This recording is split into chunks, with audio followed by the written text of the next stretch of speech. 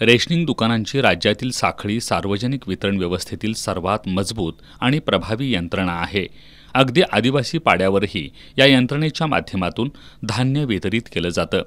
या वितरण व्यवस्थेत पारदर्शकता आणण्यासाठी राज्य सरकारनं रेशन दुकानदारांना ई-पॉस मशीन दिलेत।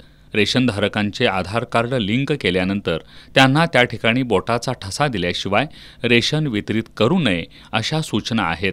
मात्र गेल्या काही महिन्यांपासून धान्य वाटप करत असताना यंत्र बिघाड, सर्व्हर डाऊन, रेंज नसणे आदी अडचणींचा सामना करावा लागतोय। यातून वादाचे प्रसंग निर्माण होत आहेत। याबाबत सरकारकडे पाठपुरावा करूनही कोणतीच कार्यवाही झाली नसल्यानं ही ई-पॉस मशीन सरकारकडे परत करण्याचा निर्णय रेशन धान्य दुकानदारांनी घेतलाय। त्यानुसार उद्या सोमवारी कोल्हापूरसह राज्यभरात ई-पॉस मशीन शासनाला परत करण्याचं आंदोलन केलं जाणार असल्याचं महाराष्ट्र राज्य स्वस्त धान्य दुकानदार संघटनेचे राज्य सचिव कॉम्रेड चंद्रकांत यादव यांनी सांगितलं।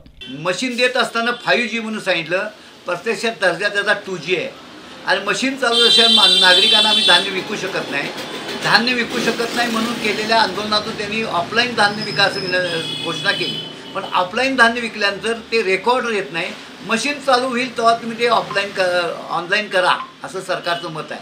हा सगळा मिसयूजपणा आहे।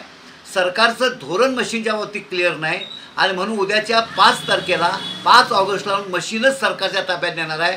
आम्हाला 100% धान्य शिस्तबद्ध विकायचं आहे, पण मशीन शिस्तबद्ध चालू करून देण्याची जबाबदारी राज्य सरकारची आहे।